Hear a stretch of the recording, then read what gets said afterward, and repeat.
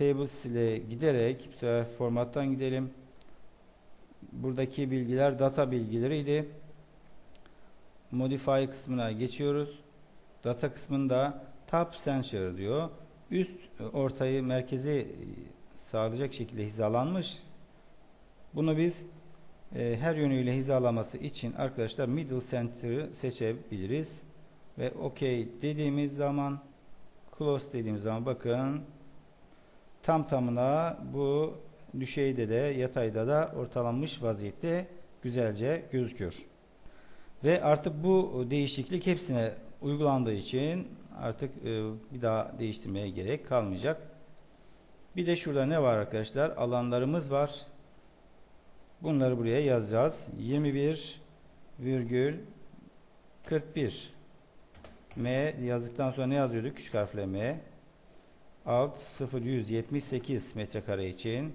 Enter'a basıyorum. İkincisine geçtim. 17,32 M yazdıktan sonra alt 0178 ve böylece çıkıyor. 7,45 yazıyoruz.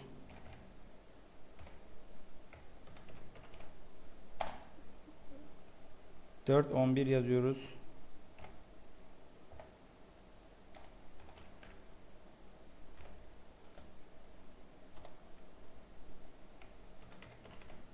Enter'a bastık.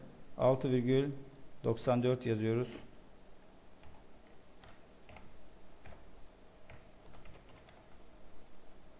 Enter'a bastık.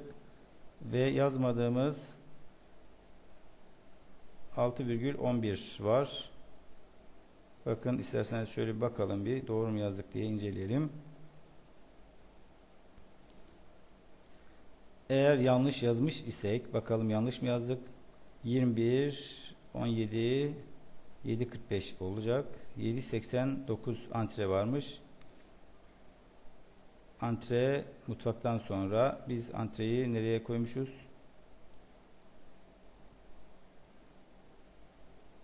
VC ile antreyi yer değiştirdik.